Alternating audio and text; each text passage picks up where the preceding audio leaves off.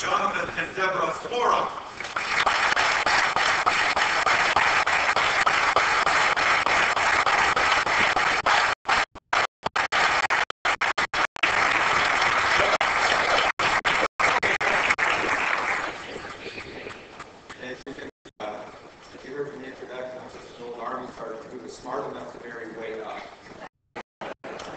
Living in Hollywood, it is so good to be here for so many lifetimes.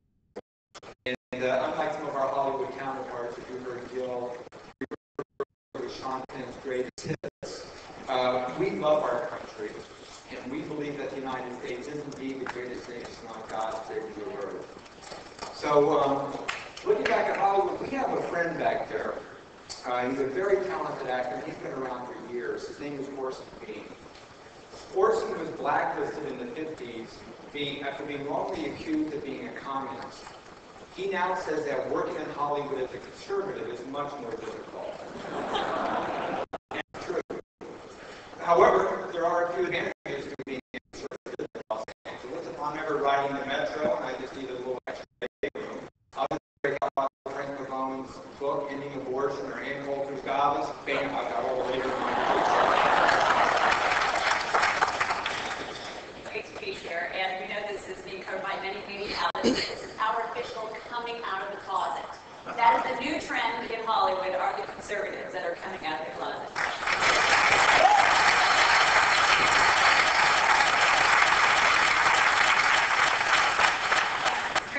Made a movie dealing with partial birth abortion. I don't think we were ever in the closet, so it has never been a secret, actually.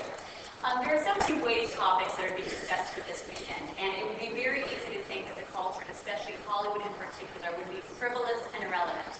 However, we believe that just the opposite is true, and that's why we're so grateful to Tony Perkins and the Family Research Council for leading the way and realizing that the culture is incredibly important.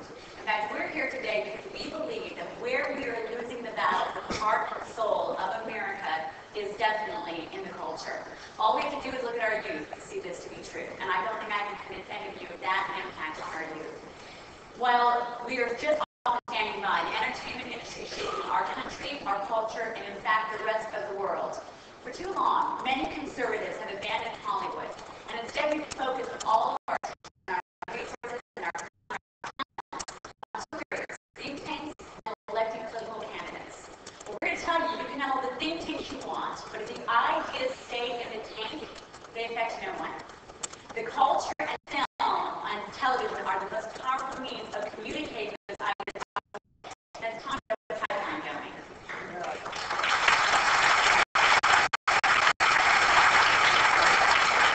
We also believe that we work very hard and tirelessly to elect the wonderful gentlemen that we're hearing from this weekend, and we should. However, if we only do that and we do not address the culture, we actually leave them in a position powerless to face the changing shape and face of America. In so many ways, politics is downstream of the culture. This was confirmed to us when we went to Washington, D.C. the first time after we became we met with several who were telling us that for time what they could legislate, what was happening in the culture. They've watched the product of Los Angeles look its way across the country, changing hearts, minds, whole, and our very laws. In order to raise any remaining doubt any of you may have about the culture, and particularly television, in our situation in our country, I want to share a very pertinent case study with you. The same legislators told us that about 15 years ago, accessing the West Coast to find out how they could advance the homosexual agenda. The result was very simple. Go back west, make these shows and movies, and that's what they did, and they were extremely successful. It was a strategic incremental step, and I want to show the first example in Philadelphia. But a very tragic with AIDS. That began a process. Next thing you saw, every single TV show had a gay best friend to have a person on the TV show. Then it moved its way on until Ellen came out of the closet and we heard Will and Grace. None of us should be surprised when we now see movies like Brokeback Mountain attacking an iconic figure of American, the cowboy, and TV shows like the hit show Ugly Betty that now celebrate his gay brother. This is just a culmination of a trend that's been going on for quite a long amount of time. And it hasn't stopped there. Tony Perkins has been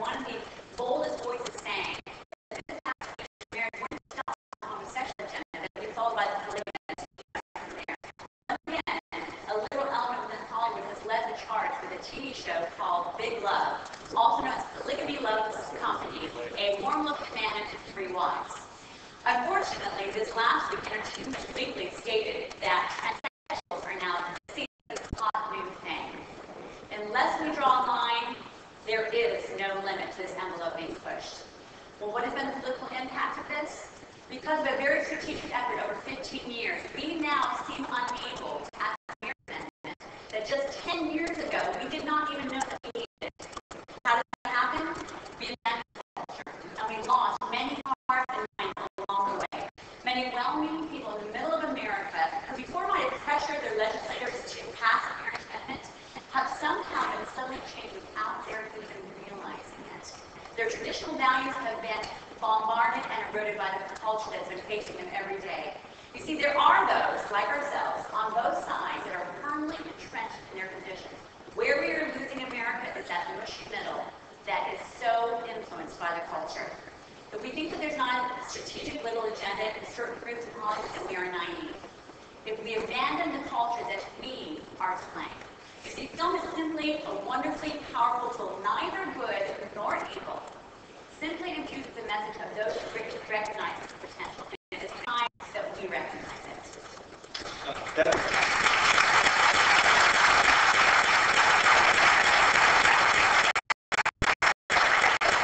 Deborah's mentioned the impact of culture on our social fabric. Let's take a look at another area. As a kid, like many of us, I grew up watching movies. And the movies that impacted me the most were war movies. Not because of the act of war that they depicted, but because of what they represented. They showed me everyday men and women who became extraordinary heroes, rising to the occasion and standing up and fighting for what was right. These movies motivated me to stand strong against all odds. They showed me how to be not just a man, but to be an American, and to be proud of my country. And in many ways, that helped me to enlist as a This film was intentional and strategic by those who recognized its power. Back then, however, it was the conservatives who used that power, and they were actively engaging in the culture. Let me give you another example. Early in World War II, new draftees were confused. They lacked enthusiasm for war. Morale was at an all-time low, and the American war effort was at risk of falling into indifference, which sounds somewhat similar to today. Fortunately, however, Major Frank Capra answered the call, and he created a series of films that showed the troops why they were putting their lives on the line, and for what principles they were fighting. These popular films bolstered the war effort and raised public opinion. They were screened everywhere, in war clinics, factories, home theaters, and abroad. They helped shape the public's awareness of the dangerous fascist movement that was threatening freedom and liberty the world over. These movies gave everyone a boost of patriotism and a commitment to unify and to fight. How times have changed. But unfortunately, these are not the type of movies being made today. In fact, for the most part, quite the opposite. Why? Because most conservatives have abandoned this incredible tool of filmmaking where they've been hesitant to speak up. These are now being made and being used by liberal voices. This is especially dangerous in the day and age of the global war on terrorism. Now we have Brian De Palma's Redacted, where he attempts to define all U.S. troops and the Iraq by a terrible and solitary crime. He admits outright that his intentions for this film are to get the public incensed enough that they will write to their congressmen to vote against the war. It goes on and on. In the Valley of Elah, Lions to Land by Robert Redford, Stop Loss, the movie that's going to be coming out about the My Massacre, and too many more. As we know, movies are a huge part of how we market ourselves as a nation and a people to the rest of the world. Our number one export is culture, and we're using that, unfortunately, to shape the negative global opinion of America. Unfortunately, too many recent movies disproportionately focus on what is bad or wrong with America instead of showing what is right and good with our nation.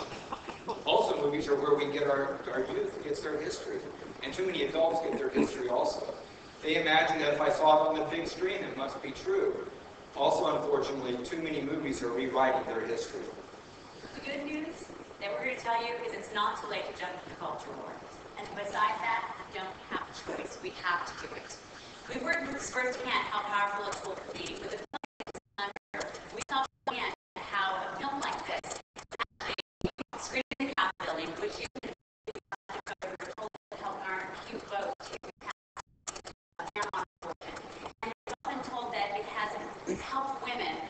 the stories firsthand should not have an abortion after coming in. Now, that is not to credit the film, but it is once again to show you the powerful tool in the intersection of culture and politics. Together, we can make a difference. We can take back the culture. This is what we need to do. We need to have films that are funded outside the studio system. We need to safeguard the messages and the creative control projects. They can't be distributed through the studios, but we need to make sure that the message is something that we all can stand by. The great news is there are new technologies, there are new ways to get the films out there, and we can all do it together. If we do that, these films will connect with the heart and soul of America. And the best news is, unlike their liberal counterparts, these movies will actually make money. You see, we can do well while doing good. People still want stories of heroes and anti-heroes, of good versus evil. They want the truth that there is hope and redemption instead of nihilism. And if we all pull together as a team, we can make that happen. Sir Winston Churchill once said, "To every man there comes a moment in his lifetime when he is figuratively tapped on the shoulder and offered a chance to do a very simple thing unique to him. What a tragedy that he finds him unprepared or unqualified for that moment which could be his finest hour." All of us here are being tapped on the shoulder. With God's help, this will be our finest hour. Thank you so very much.